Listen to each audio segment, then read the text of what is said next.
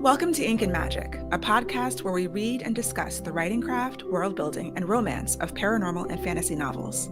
If you love books with bite, set in worlds of magic and mayhem, then you're in the right place. My name's Nikisha Shanae. I go by Ines. And I'm Leslie. I write as Elle Penelope. And welcome to the show. Hey everyone, welcome back to Ink and Magic. Hey Les. Hey Ines, I'm super excited today because we have a special celebrity guest. I've been looking forward to that. Stop laughing because you are a celebrity. Yes.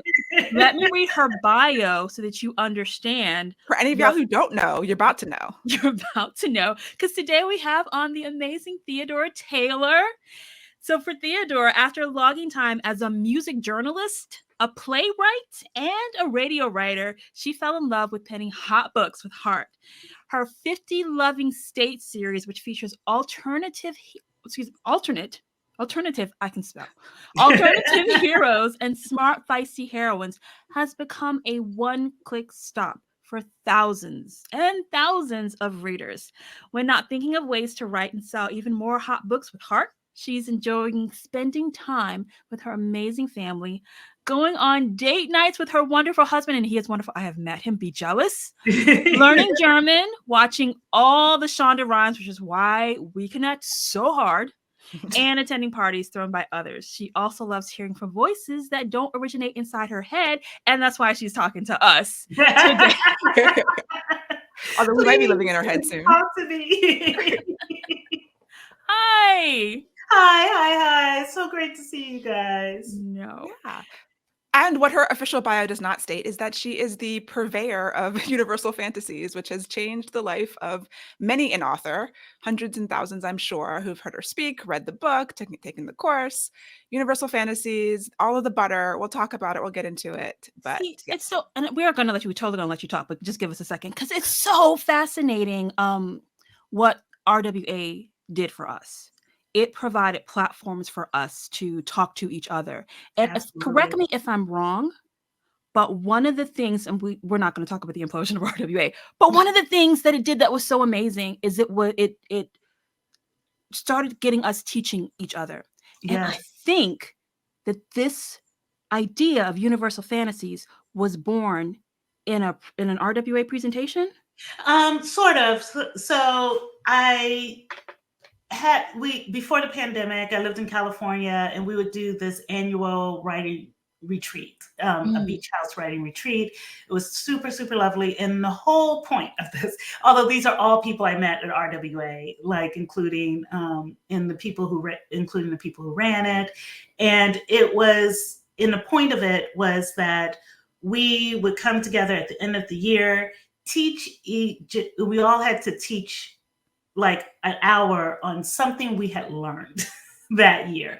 And then we would set our goals for the next year. And then we would come back the next year and we would do it again. And so this was the second year. And the first year, I barely had anything to talk about. I was just like, well, I have this productivity system. And I went to, and literally it could be anything. Like, oh, this is what I learned when I went to this Uncon in Seattle, and I presented with somebody else. And then for the second year, I was just like, I absolutely have nothing to teach. Like the only thing I think I really know about is how to sell books to people outside your genre. And little did you know. And they were just like, okay, bet, present on that. And so it was one of those things where it was just like, I have nothing to say, but by the time it came for me to teach, I had like this Evernote list full of what I just called Universal Fantasies. And I explained it thoroughly to them. And I rambled through the whole speech, but like it went over by half an hour. People had questions. And then this is where RWA comes in. I come back to California, and Orange County RWA was just like, oh, we're doing this big conference. We'd love to have you speak, but be the keynote speaker, the last note speaker, whatever that last note speaker is, the ending speaker, but you have to present on something. And we've already seen your productivity theme. And we also already have like other people who are doing productivity systems. Do you have anything else? And I was like, oh, I just soft launched. I call it this thing on Universal Fantasies, which is how to sell books to people outside your niche. And she was like, ooh, do that. And so I put together a PowerPoint presentation for this RWA thing. And it was really, I remember getting there in like last minute, putting together the presentation for UF, because I was more concerned about the big speech, like which was at the end of the whole thing. So I did it. It was the first day. And then I just kept on worrying about this speech that I had to give at the end. But all these people kept on coming up to me and saying, oh, we love this presentation. We love this presentation. And all these other RWA chapters invited me to give the presentation, which I did until the pandemic stopped me. And so I was just kind of like, instead of going online, I'm going to write a book about this because I don't have time to do both. And then Sky Warren was just like, could you present at RAM? And it's Sky Warren. So if you don't know who Sky Warren is, the romance. You don't know who Sky Warren is. Why are you listening to this? Well, no, some of our listeners are readers, I think. Oh, so. That's true. Yeah, so Sky Warren is a romance author. She created the Romance Author Mastermind, and yes, lots of people have presented there. So it's amazing how much that the concept resonated. Like everyone heard about this. They're like, ooh, tell me more. Like say more about this, because it's such a common issue for authors marketing inside their niche, not to mention outside of their niche. And I think the concept of Universal Fantasy is just like open people's eyes. Tell us the name of the book, because it's not called Universal Fantasies. Right? It's called 7-Figure Fiction, How to Use Universal Fantasy to Sell Your Books to Anyone. And I will say, when I first launched this, I thought, oh, this concept is for people who write in a niche. Like me, I write in something called interracial romance, which is basically a romance between, usually in my case, a woman of color and someone else who's from a different ethnic background from her. And so I realized there were certain universal things that you could use to sell these books. And I always called it like, I used to kind of term it as, oh, some audiences, maybe they think they're racist. Maybe they think they don't want to read books with Black heroines, but they're not. They do want to read these books. I'm going to explain to you why. So I would always kind of market like that. And it worked. And so with the assumption that if someone wasn't picking up my book, it wasn't because it was a Black woman heroine, it was because they did not understand why they wanted to read this book yet. Like all the universal reasons why you want to read this book, even if you don't personally identify with this character. And so I thought it was about that. I thought it was about niche. But as the brand has grown and I've taught and I've like run a course and taught within the brand, I realized it's about connecting with your audience. I think that's why it resonates with so many writers, because it opened a conversation up about, oh, this isn't just about selling to your audience. This isn't just about, I shouldn't say just, because selling to your audience is important. Very, very important. You want to sell that book, right? Yes. You want them to pay you. It isn't only about becoming a better writer. It isn't only about selling. It's about connecting with your audience and connecting your audience to your story. And for me, I think I took that for granted because I was a playwright. And for playwrights, you cannot write anything without the audience in mind. I mean, some playwrights do. There are some playwrights. I won't name names, but I'm sure there are very famous ones who don't care that much about their audience. I'll name dead names. Albie, O'Neill, who, they have some big hits that I love, but I don't think they're necessarily thinking about the audience. I think they're thinking about what I think they're thinking about what they want to say and things like that. And there's nothing wrong with thinking about what you want to say. As writers, we all come to writing for different reasons. But I think I came up when I got my degree in playwriting, my MFA in playwriting, because as I always joke, I just wasn't poor enough. So when I also signed on for grad school loans to get this degree, it was really, really clear within the program, everything that you wrote on this paper would be presented to an audience, and that audience would give you instant feedback.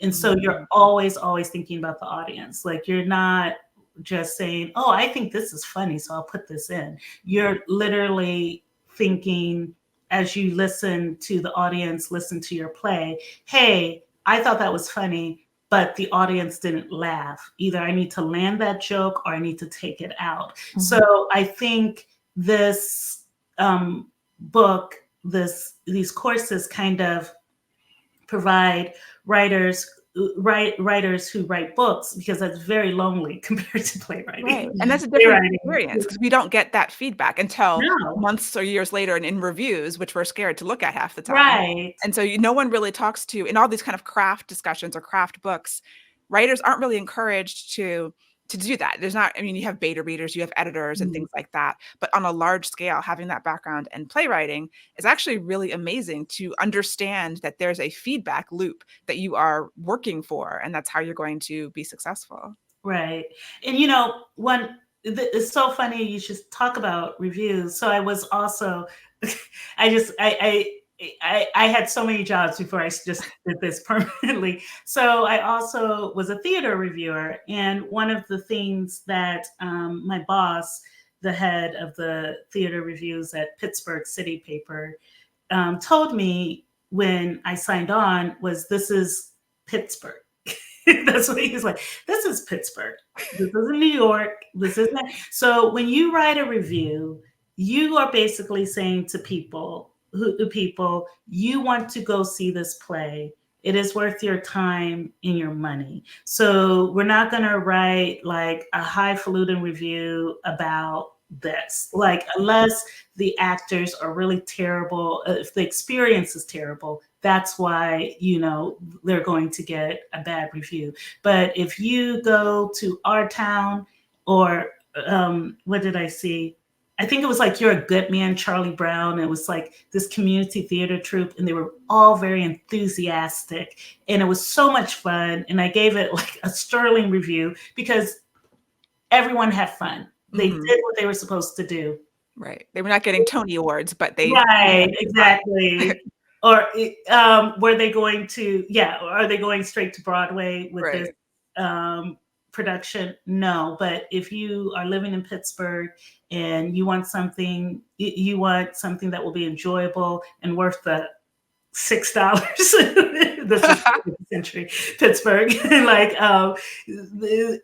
to go to, yes, I highly, highly recommend it. And I've always kept that in the back of my mind as far as, reviews, because he had to make that distinction. I think a lot of people, when they think about professional reviewers, think about, and a lot of professional reviewers, I see it all the time where they'll be like, well, they're not doing anything new. Mm-hmm. And so I didn't like it. Right. And then, it will be the situation, especially on things like Rotten Tomatoes, where the reviewers are like, they did nothing new. This is all by the books. I've seen this all before. And it's just like Rotten Tomato reviewer score, official professional reviewer score, like 12%, audience score 90%. Exactly. I always look at the audience score. Butter. I think that sometimes with Rotten Tomatoes, the higher, if you're going to enjoy a movie if the reviewers are like 50, but the audience is like 90 or something like that. Like I kind of look at that ratio and see, okay, my enjoyment is inversely proportional to how much the actual professional reviewers like. So we see why reviews are important, and we see also why this is important to the audience. But let's turn it back to authors. Oh, sorry. And what is, because we haven't gotten to what is a universal fantasy. Oh, I guess we haven't. We should have probably started there, huh? But a universal fantasy, I always describe it as it is not trope. So a trope is what it is. So, for example, my favorite, and I heard a rumor that it's also Leslie's favorite, is Beauty and the Beast. Woohoo! That's the trope. But the universal fantasy is what makes that trope taste good. Like what makes it resonate with an audience. So all these things that you get when you think of Beauty and the Beast. So usually you have like big, powerful beasts, fragile woman who's going to either heal him with love. That's the universal fantasy, healing somebody that you're scared of or who's wounded or who's bigger than you with love.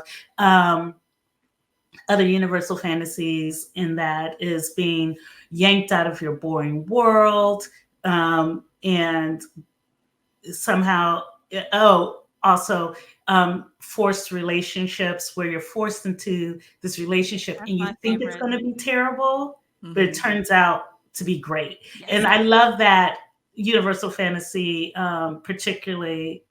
I remember there was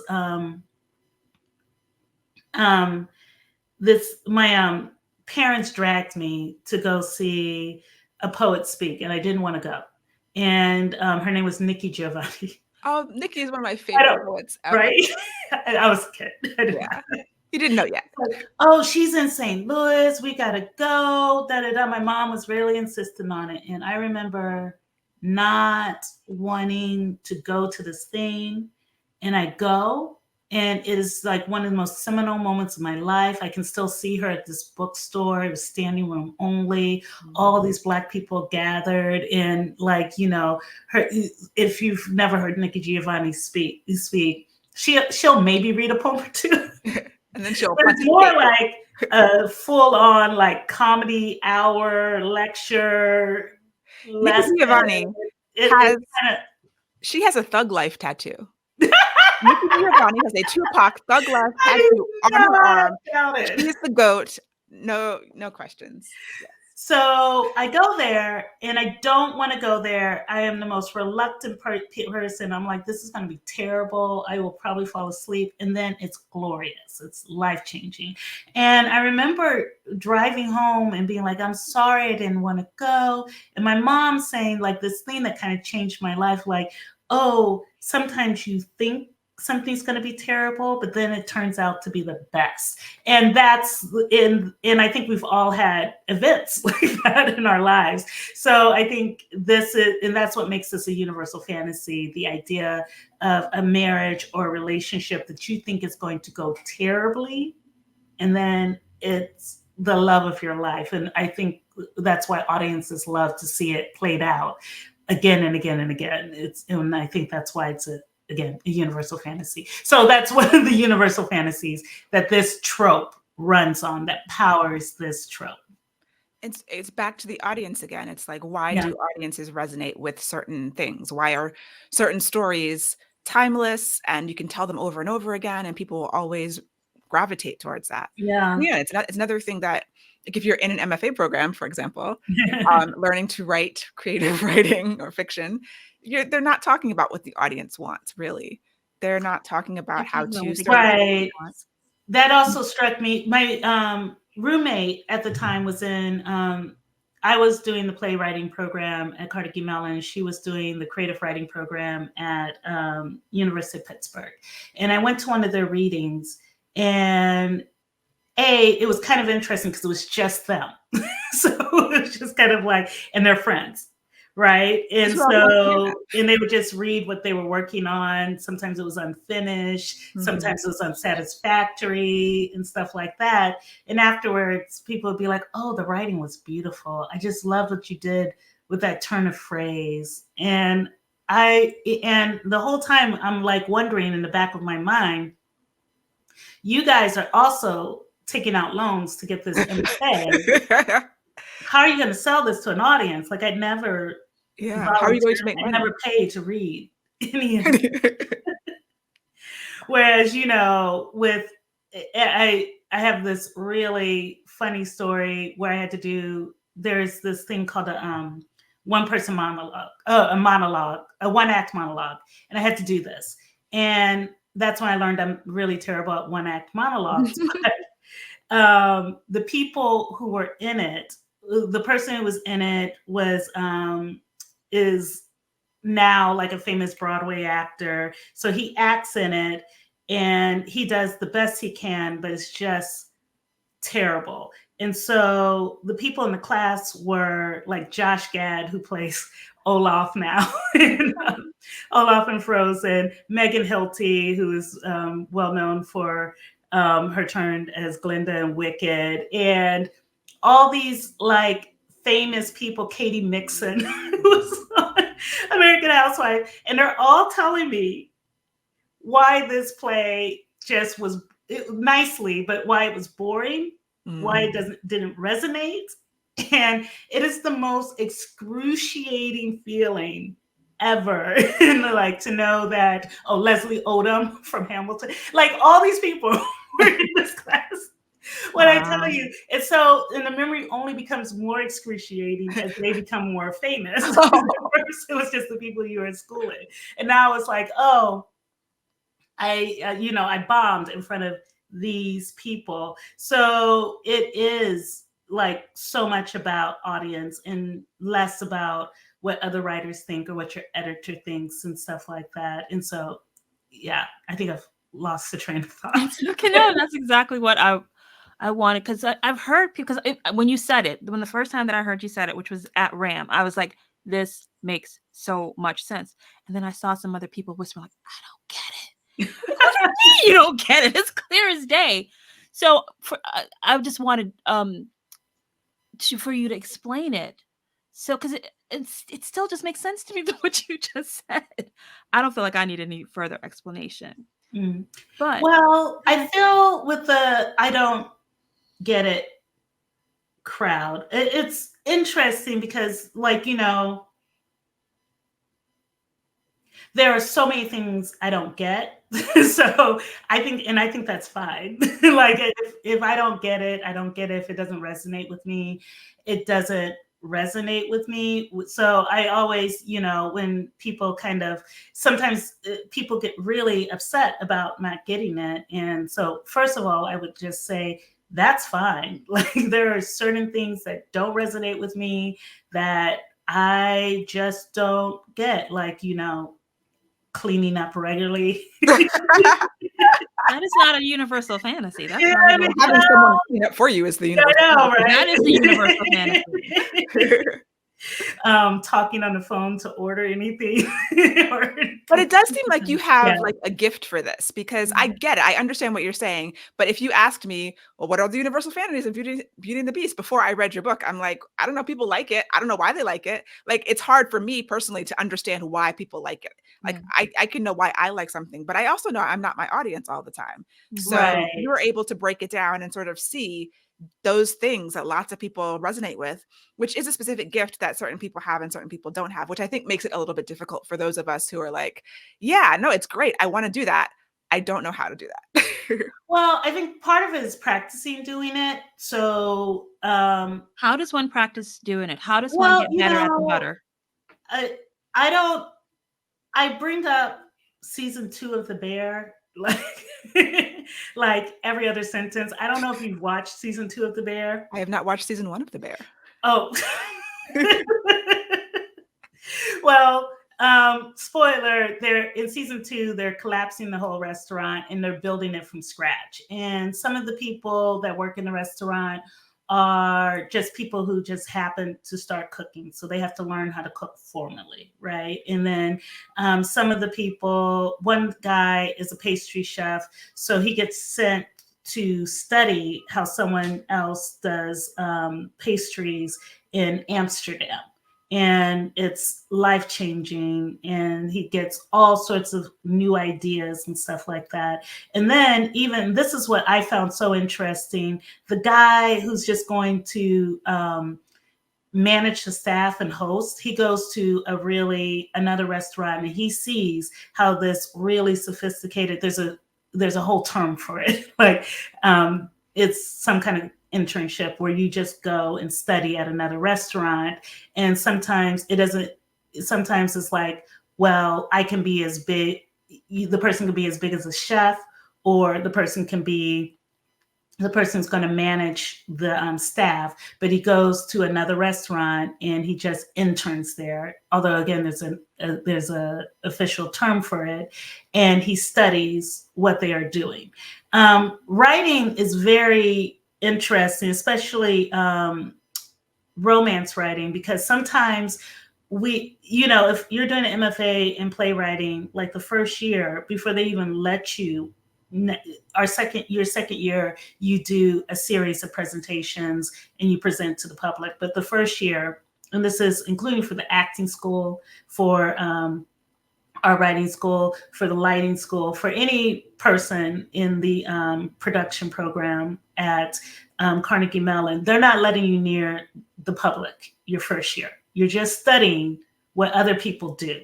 And then if you're acting your second year, you still don't get to go near the public. Now you have to study how to use your instruments, how to make your voice, how to make your voice resonate, how to take direction, all these things that you don't think about actors doing when they make such fantastic choices. It just seems effortless. So with us, though, with romance writers, what's kind of funny to me is we're kind of like the second season of The Bear. Some of us have, like, I have MFA, but a lot of people don't. Like, a lot of people who make a lot more money than I do not have an MFA. They're just total home cooks. A lot of people just a lot of people are just kind of maybe curious about it, or sometimes people are journalists first. A lot of lawyers for some reason. Yeah, so many lawyers. Tons of lawyers. Yeah. I don't know what that's all about. It's the argument of it, and there's a story and argument of proving that you're right. Yeah. Or it's just the opposite of dry legal things. You're making people fall in love. So there's all sorts of ways we get to it. And so I love the idea with the second season of The Bear of really studying how other people are doing things. And so I think a lot of people they don't have growth mindset. So a lot of people really want to believe that they are a good writer. Like that, this is a static thing. I'm a good writer. And they don't, and that is so important to them. They don't necessarily think about, well, how can I be a better writer? Or they only think about how they can be a better writer. They don't think about things like, well, how can I connect with my audience? How can I market in a way that makes people want to read this? So I think it's kind of, I don't know if I'm explaining this in a coherent manner, but it's kind of like when people want visibility, but they don't necessarily want to hard study what has made other people get that visibility. They're like, oh, I want the visibility that author has, but they don't quite understand why that author has visibility or what that author is doing in their marketing to enjoy that kind of visibility. So I think the first thing, if you're really confused about butter, or if you're like, I don't know why this sells, to be like, I don't know why this sells, I should find out. Yeah. Like this is what, or if you're really curious about it. But part of me is like, I think because I tend to overthink things, sometimes I'm like, well, these are the Beauty and the Beast fantasies that I like, so that's what I'm going to put in the book. We're done.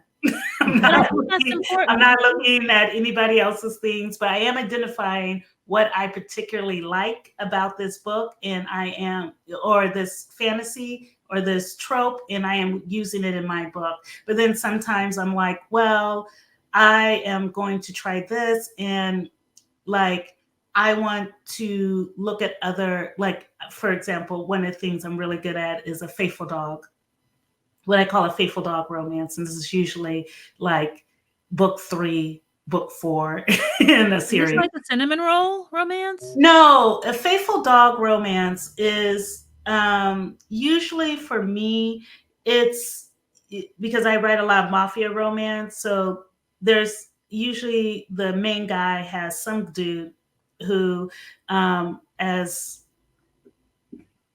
Travis Scott once said, "We'll do it for a Gucci belt." Like, we'll kill anybody. We'll kill anybody if he says, "Hey, this person's giving me trouble." It's like an Amos from yes, like an Amos from right. So from Scandal. Oh, from the Expanse. Oh, from Expanse. Amos from Expanse and the guy from Scandal. So this dude. And so I love giving this dude, because he's a faithful dog, but also because he's really interesting, because he doesn't have a lot of moral compass. I love giving this person someone deserving to love, who needs his protection, who needs his love, and then, creating a romance out of that. And as far as bestsellers go across the board, a lot of my bestsellers are faithful dog romances, because I particularly am drawn to that. But like the first time I did it, I was just kind of like, oh, it was an accident. And the second time I did it, I had seen like season 2 of The Expanse, where I got really frustrated because I was shipping Amos and somebody else, and she got with the captain. Yeah. And I was just like, I am Naomi. so frustrated. Naomi. I want this guy to have a romance. I want to write a faithful dog. And sometimes it's just kind of like that. That's better. Like when you have these feelings, like kind of learning to really engage with something. Like if I'm frustrated with anything, I'm just like, oh, he's not treating her right. I can do it better. Let me try to write this better. Yeah, like write it better. Like that's better. Like, if a chef goes to Anthony Bourdain, bless his heart, once had like the best article about eating an airport hamburger and how sad it was. and how like just delivered with just corporate, like just get it out, like, and that really made me think, like, what is a good burger? What makes a good burger? It has to be juicy. It has to be da da da. And so, really experience your entertainment. Like, I do a lot of self-reflection. It sounds like you mine your own likes and what draws you to a book, and then try to pull those out and put them in the books that you write. Absolutely. Thank you for making that coherent. That just said, like, interact with the stories, and it's fine to say why you don't like things, but really pay attention to why you like things. And when you don't like things, really try to figure out what the opposite of that would be. One of the things I really love doing is reading the Am I the Asshole? Oh, yes. On Reddit. And I think about all the time, because they'll say something like, oh, I just had a baby. Or this dude will say something like, oh, my wife just had twins. And but she had twins like 6 months ago, and we're still not having sex. And she's doing a really bad job of keeping the house. But when I tried to bring it up with her, she said I was the asshole. And so it's like, am I the asshole? Let me think about that for 10 seconds. Right. So, if I'm writing an epilogue this woman that has just gone through this whole romance with this dude has had twins. What's the opposite of that? Oh my gosh. He is treating her gently.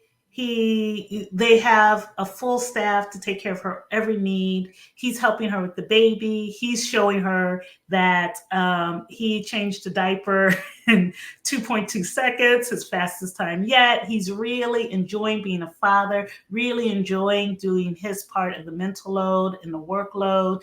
And it's not formal. It's not like, but it is kind of what women, like what wives, a lot of these people who end up divorced, and am I the asshole? It's what they want. Like if you're going to complain about fantasy. It's a fantasy. So what the fantasy is going. So I love like scrolling through Am I the Asshole? And like that's basically epilogues right there. If you're looking, that's a huge pro tip. Do the opposite of what of Am I the Asshole? Like, yes, that's gold. Yes. So, thank you, Reddit, for the powerful fantasies that you. Another thing that I really like that you do, Theodora, is that I feel like you're pulling the universal fantasies out of universal stories. So that I love that in your book, because you just did the butter list for romance. I love that in your book, you pulled from Cinderella, you pulled from Beauty and the Beast, and you pulled from one that I didn't think I liked, Persephone and Hades. Oh, which no. Now I'm kind of like, maybe I'm wrong. Well, what I find fascinating about Hades and Persephone is that I love things like Cinderella. I love things that start off as fire stories. Like anything that's like, okay, well, I'm going to tell you why this star is here and this star is here. And you know that this story held people around a fire. Like they weren't like, oh, I'm going to go do something else because this story is kind of boring. Like Hades and Persephone is a story that has held people around a fire since ancient times. So I always say with Hades and Persephone, like if you're not pulling that off, then it's because it's usually an execution problem, or you don't understand the butter of Hades and Persephone. But yeah. What is the butter of Hades and Persephone? One, go get the book. But two, because again, I think I speak for Leslie too.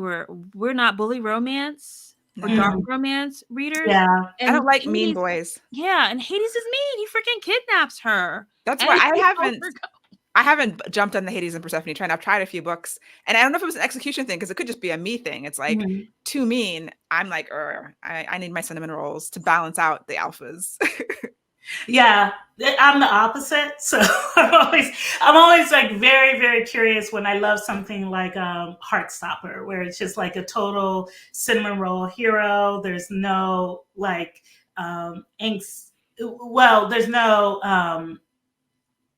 no like huge, there's no big fixer-upper thing that we have to do with Nick. Always free. Yeah, yes, with Nick. Heartstopper is this great romance that started off as I think it started off as a webtoon, or it might have started off as a graphic novel. The origin story is very murky in my experience, and so, but I love it. Like I've read the webtoon, I'm still reading the graphic novels. It's just ridiculous, and it's not to my taste. So I love things like that where it's just like, I don't, because it's the original concept. It's like, oh, I don't think I like cinnamon roll heroes. But what Alice Oseman has done is explain to me exactly why I do like a cinnamon roll hero. Even though I think I want a dark Hades. It's like, no, honey, you like cinnamon roll too. Let me explain to you why. Because she packs a lot of universal fantasies into it, including like one of the ones I love from Heartstopper is he gives you everything that the dude that you broke up with, or in Charlie's case, he was having a situationship with this other guy, and along comes this really great guy who treats him the opposite of that. Like, he's completely cinnamon. He's so supportive. He is always there for Charlie, no matter what. Like, later on, it's revealed that Charlie has an eating disorder, and he's just really supportive and great. But at the same time, you know, help saying this is something that we need to work on. And so to be loved like that is, you know, universal fantasy. Someone who's there for you in sickness and health, treats you better than the last dude did, makes you feel like you're worthy. Totally. Like, and she packs this in to Heartstopper. I will tell you, when I do like darker heroes, it's when we get his POV. So it's hard for me in a single POV to have a mean hero. But when I'm in his head and I see the reasons behind his mean actions, then I can be more on board. That's my experience. I have a theory, and it's not even a theory, it's a hypothesis. It's a hypothesis. Share. But that when you have when you have what I would call a villain hero, when you have a villain hero, he has to be fixed up, and his wound has to be fixed up. And if it's a single POV, you have to see the woman has to come in and like fully nurse him, and then he has to kind of like apologize and say no, or if not apologize, do something heroic in order to make up for all the villainous things he's done before. And when I see a single POV, and so because I like dark romance, but sometimes I'll read a dark romance and he's just so mean, like I don't see how the author's going to pull off and it's a single POV woman. I don't see how the author's going to pull off redeeming him, which is why I always suggest, like, just give us a hint of redemption at the beginning. If you want like a super, super broad audience, like give us a hint that he's about to be fixed up. But again, there's an audience for that. There are people who really love a straight up bad guy. And, you know, I'm always just like, that's awesome. It's not for me, but I like darkish. I guess they call it morally gray. I tend to be in the more gray area. Morally gray area. I remember you and I having a conversation about dark romance, because I just don't get it.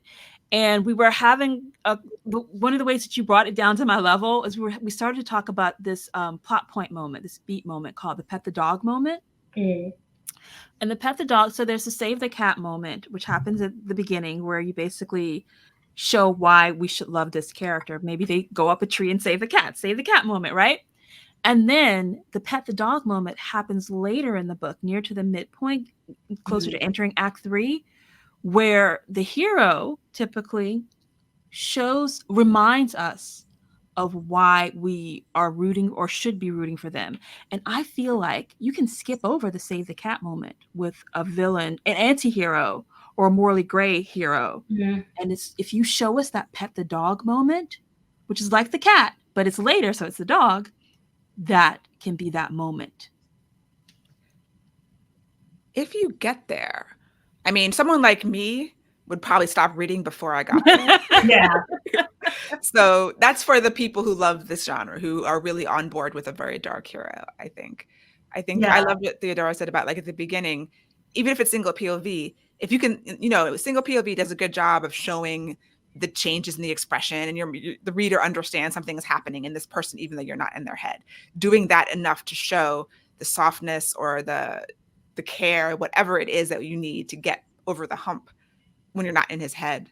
But yeah, I think I would personally just not be reading by the time we got to or that he cares about something, or that, you know, when I think Inez pointed out earlier off mic that Killmonger, you know, he has a tragic backstory. So I like a hint of the wound, something. Like, you know, like there's this thing that we're trying to fix in this person. Like Marvel always, in my opinion, just wastes great villain heroes. I'm like, why? I guess I don't know why you do all this character work with them and we don't get to see a romance ever. That was Loki. We got it. We're getting it with Loki. Are you watching? Did you No, watch not season 2 of really. I Loki? mean, that's not the best romance. I I didn't. mean, I didn't watch season 2. I I mean, watched. the person that he falls in love with. Yeah, I watched season 1. You haven't watched season. I He's did watch falling season in 2, love but in season 1. but it did not resonate the same way, honestly, that Okay. it did with you. We already told y'all, like, if you listen to us, then be prepared for spoilers. So in season 1, he's falling in love with himself, another version of himself. Right. Yes.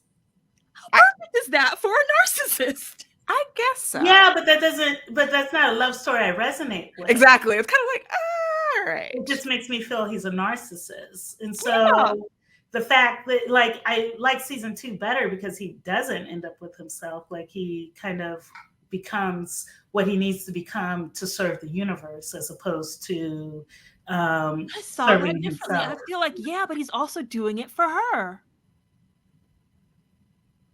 Dead silence. Dang. Okay. Well, I guess because she's him, Yeah. like, he's doing it for himself. Like, he's becoming the person he needs to become, or the god that he needs to become for himself. So I guess romance-wise, I just never felt like, Yeah, that's deep though. Yeah. A deep philosophical. Also, not she doesn't sexy. put a lot of energy into changing him. Like, he's just like, well, I'll change. I don't, So yeah. And we don't get a lot of her point of view. Like, it's, yeah. So I guess I just didn't really, the romance in that didn't resonate. Although I loved it. I loved season 2 of Loki. I thought it was really interesting. I thought it was great character work, but the romance didn't really resonate for me. Okay. So I say Marvel still is not great at romance. No, they're not. They're all hero's journey, except for Black Panther. They're all hero's journey. But even then, Black Panther ended as a hero's journey. Well, not even as a hero's journey, because we didn't get to see the romance play out. Because we couldn't. Yeah. Yeah. Okay. I do not want to bring us down. You guys were talking a lot about with the dark romances, or with the anti-heroes of the morally gray guys, that sometimes that can be like single point of view, and that is, Leslie likes it better when it's dual, because she can get into her head. And Theodora and I were having a conversation about, well, a word conversation typed out about big misunderstandings. So a big misunderstanding, we've talked about these before on the podcast, but a big misunderstanding is where the hero and the heroine, for whatever reason, the communication breaks down, either on purpose or from some kind of romance hand-wavium, and they are just like, okay, this is not going to work out. They're not getting all the information. And that's the main conflict. When the main conflict can be solved with a 2-minute conversation, that feels unsatisfying as a reader. Well, it's interesting. So one of the things I was saying to Inez offline is that communication itself is an interesting thing. So, like, the whole concept of communication is fairly new. Like, oh, let's have good communication. Let's communicate with each other. Beforehand, there was a lot of, especially in romance, there would be a misunderstanding, and you would just trust what was inside your head. If you never heard of half of these psychology terms, you would just assume that if you thought poorly of the heroine, your assumption was true. And you weren't going to communicate with her because that wasn't a thing. So, like, during the 80s romance, I could read any of these things that could have been solved with a modern 2-minute conversation, and I would have been totally satisfied back in the 80s. Now, even if it's set in a historical time, you do want good communication, or you want the big misunderstanding to be totally understandable, if you will. Like, oh, they're having this big misunderstanding because the mom who he trusted told him that she purposefully ruined his life, and that I have one coming up in a novella I'm doing, and the brother character insinuates to the main character that the only reason the heroine paid him any attention was to throw him off his game. It's a hockey romance, and he loses like this big tournament after he meets and is confused by the heroine. And that's a big misunderstanding. And so he's not going to go communicate with her and say, hey, is what your brother said true? They're going to have this big misunderstanding. And the audience is going to be like, oh no, we need this cleared up. He liked her so much before this big misunderstanding. We want to clean this up. And, you know, I always compare it to, I'm obsessed with YouTube shorts where they just clean stuff. Or organize. Like you have to organize. Or it's like my room beforehand, my room now. Yeah. And like TikToks, all that stuff. And it is, I could watch these videos for hours. It's just something soothing about it, just watching something being cleaned up. And so for me, when I'm writing a romance or reading a romance where there's a big understanding and it is understandable, and she needs to know that her brother, who she trusts, did this, ruined her relationship. Like, and so you're reading because you're like, they need to clear this up. Mm-hmm. They need to clear this up. So then as a writer, you have some interesting, I guess, math problems that you have to do. It's like, first, I got to force them into proximity. They hate each other now, but I got to force them into proximity somehow. They need to get to a level of intimacy where they're going to have this big conversation, and then they need to forgive each other. So you're literally, the relationship is a mess, so you're cleaning it up. I love that formula. Nice little shiny relationship. And so that's why I still love the Big Misunderstanding. But I think with the Big Misunderstanding, you can't just be like MacGuffin. You can't just lob it like a grenade. You know, it can be internal. Like I like yours because it's external. Someone she trusts, you know, there's a reason she trusts this person. A lot of times there are assumptions or fears, and that's when it's really less satisfying. But like, yeah, I think you're right. It works when there is a really good reason for them to believe this thing, other than, oh, I just think he doesn't like me anymore and I'm going to run away. Like, you know, insecurities and fears and assumptions are terrible reasons to have a big misunderstanding. Yeah. And, you know, for a big misunderstanding, especially in romance, because obviously this is me being a playwright, but Othello, like, I was always so frustrated. I was always so frustrated, you know, because it's just like, oh, you trust this guy, but it's whispering in your ear, but he it's not true. It's not true. So I always love things like, I call it in the book, in the Universal Fantasy romance list, I call it the Romeo and Juliet Universal Fantasy, where I had some special name for it that I forgot it, but it's basically a fantasy where it doesn't happen in the original work, but everyone wishes it had happened. And so everyone wishes that, spoiler alert, if you've not read Romeo and Juliet, he kills himself because she thinks she's dead, and then she poisons herself for real when she sees that he's dead. So we all wish that they hadn't had that they, like, he woke up a second earlier or whatever, right, and that they were together. And that's why most Romeo and Juliet stories, romances, end with happily ever after, even though the original didn't. So I think with Othello, we all kind of wish that there had been more communication, that they had cleared up this misunderstanding, that this Iago guy had gotten his comeuppance and stuff like that. But, you know, it's a tragedy. Right. So I think especially with tragedies, we all wish that, like, there's a lot of, a lot of us have to read Othello at either the English level of high school or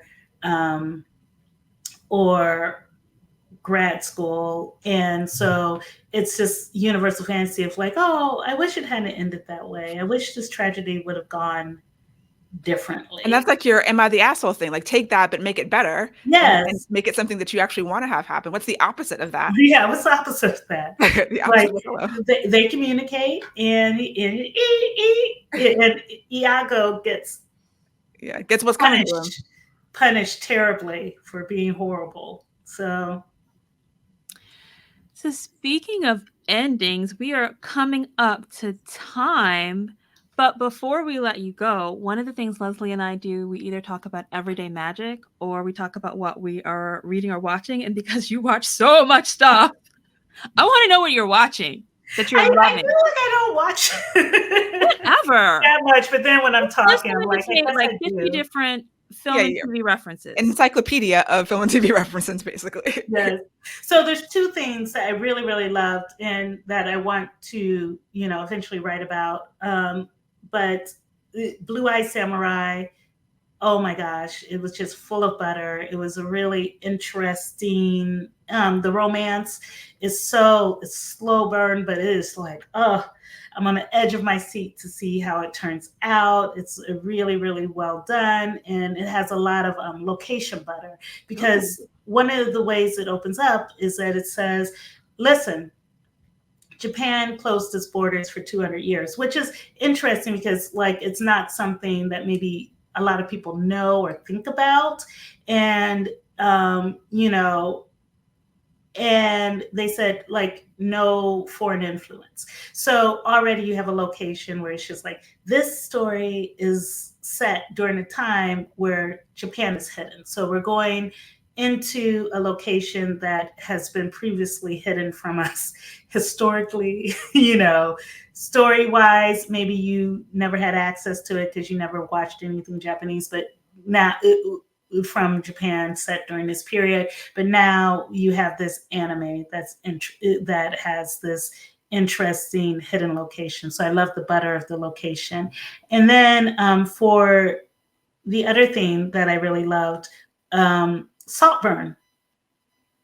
I haven't watched it yet, but it's on my list. I really want to see that. Saltburn was really, really interesting because I like a thing where half the people who watch it hate it, but made it to the freaking end. It's just kind of like the numbers that Saltburn is posting on Amazon, the amount of attention that it's getting. I love something that people have a complicated love relationship with like that. And she does a lot of things in it.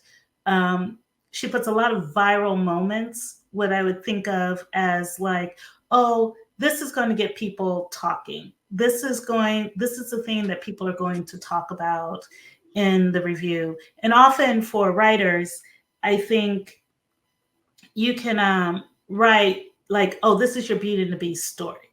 But think about a moment. Think about a moment. What are people going to say in the reviews where they're just like, when he came. And I always think about it as the Beast library moment. When he gives her the library, people talk about it a lot because it's a whole library and it was exactly what she wanted. So what is the thing that people in reviews are going to be like, he did this or she did this or this thing happened and it was so interesting and I'm going to mention in my review. So with Saltburn, it's very obvious what these moments are. It feels like it was completely planned and thought out, and it's a movie that knows exactly what it wants to be. It is just really, she knows how she wants her audience to feel about these moments. She knows that she wants her audience to be fascinated, even if they're disgusted or repelled. She wants them to keep on watching. And I love something like that, where it's just now we have a Jacob Elordi bathwater candle because everybody was just like, I'm watching this moment and I cannot look away. So I just really love Saltburn. It makes me think TikTok moments, like a filmmaker making a film in the age of TikTok. And especially, I know musicians now they have to create their songs. So the very beginning is TikTokable. No more intros, slow intros. The song has to hit in the first 5 or 10 seconds because that's how it's going to go viral. And so more artists are thinking about, how can my artwork, no matter what medium it is, go viral? What's the TikTok portion? What's the viral moment? Yes. And that's really fascinating. Well, it's kind of been funny because what did we listen to the other day that had gone viral on TikTok, but it was toward the middle of the song. It was the song by Clint Eastwood by the Gorillaz. The old song. Yeah. Yeah, it was an old song.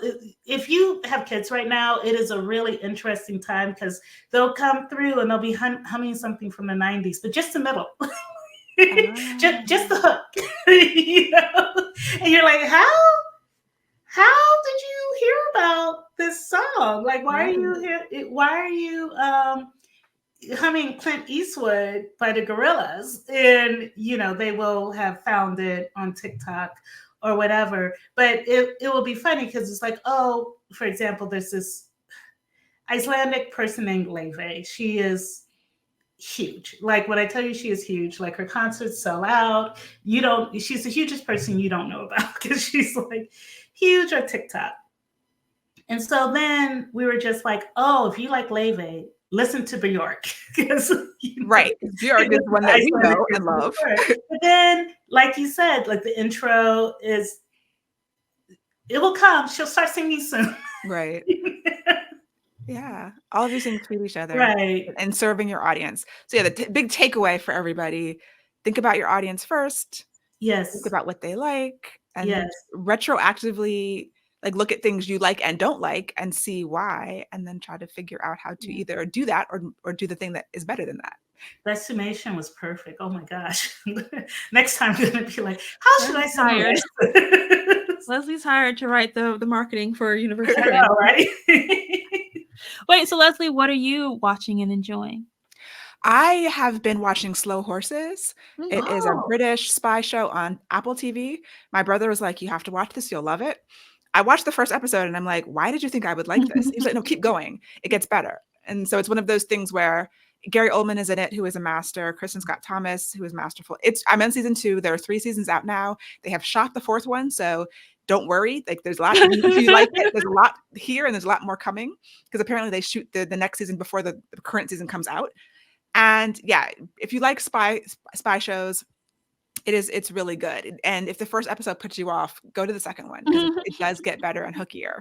That's what I always say about For All Mankind. It's like, wait for 3 episodes, give it 3 episodes, and then you'll be hooked. Right. That reminds me though of one more thing that I've watched and loved lately. Poker Face. I love Poker Face. Oh my gosh. Yes. Oh my gosh. I did not realize that I wanted Columbo and Murder, She Wrote back until, right. Until you see with Natasha Lyonne. Yeah. Poker Face is amazing. Well, what's killing me is how many young people love it. It's just like, oh, did you know?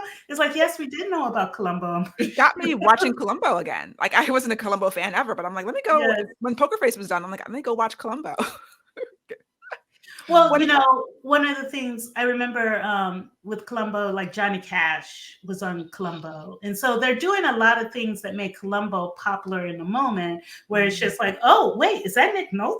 Is that all these crazy big guest stars, like just for one episode and often they're the killer. And it's just it's just great. I love it. I love it so much. Lots and lots of butter. Yeah. And Inez, what are you watching or reading and loving? Oh, I'm about to start. I've got to rewatch first. That's why I haven't started. Have you guys ever watched? You have watched Miss Scarlet and the Duke? No. But Leslie hasn't. No? I have a memory of this. Okay, no. Miss Scarlet and the Duke is... Because you told me it wasn't a romance, and that's why I didn't watch it. It is a... I don't like slow burn. So every time you were talking about slow burn, I was rolling my eyes on camera. And it's a slow burn, but it is so high tension. So high tension that I can't look away, but I need to. It's been almost a year, so I need to rewatch the first and the second season before I watch the third season.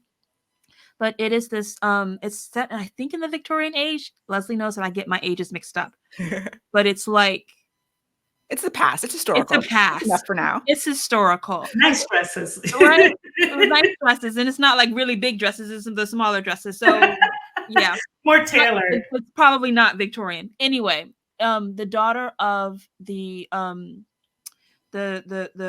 one of London's most amazing private investigators, her father dies, and she'd been helping him for years, actually solving a lot of the crimes.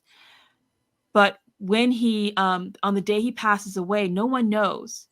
And she's kind of like, what am I going to do now? I'm a woman. Nobody will take me seriously. And someone comes to her dad's office saying, I need a private investigator. I'm going to pay this amount of money. And she's like, oh, I will pass this message along to my dad. Nice. And she takes the case. And that's where we start. And it's Miss Scarlet and the Duke, because the Duke, childhood friend, crazy tension. They clearly want each other, but they both are clearly like, no, I can't give in to my feelings. The Duke is the chief of police who knows how smart she is, and who knows her value, and who knows her worth, and knows that if he lets this woman get close to him, she will wreck his heart, because she's just one of those women that you feel like is not gonna be a stay-at-home mom. And that's what he wants. It's life. He wants a stay-at-home mom. Yes. Yeah, it's that. And so I need to catch up on the first 2 seasons. I'm actually bummed that it got renewed for no, this is season 4. I need to First catch up. 3. Yeah. And I'm bummed that it just got renewed, because I figured if this was the last season, they would finally get together. So that is a slow burn. 3-4 seasons. Yeah, I don't know about that. I don't have the patience for that. It's really good, and you can. Yeah. But that's kind of like the moonlighting problem, when once they get together, the show goes downhill. So you kind of want them not to get together. Yeah, this problem that Castle solved. I feel like you see how to do it. Did Castle? You never finished it. Because I heard that the last couple seasons, when they meet each other, but they don't break up. Okay, fair. Anyway, yeah, that's what I'm about to watch.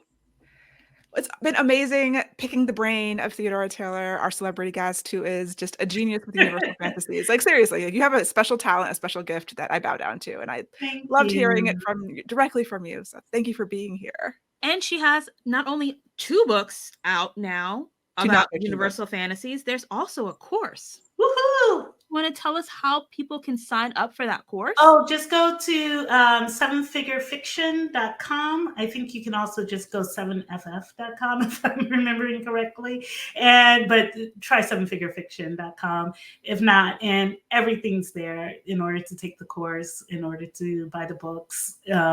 It's all there on the site. I have read the books. I've taken the course. I can highly 1,000,000,000% recommend it. And it's not just because I like Theodora. It's because it's fabulous information.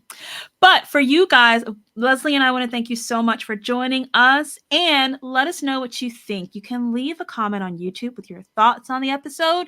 You can share it with a friend. You see how we shared this episode with our friend Theodora and how it turned out. So you can share it with a friend who loves romance, but make sure, please, to rate and review us on Apple Podcasts or Spotify. And you can always check out our book schedule on our website, inkandmagic.net, so that you can read along with us as we continue on our Side Changeling journey by Nalini Singh. And we'll see you next time. Bye. Bye.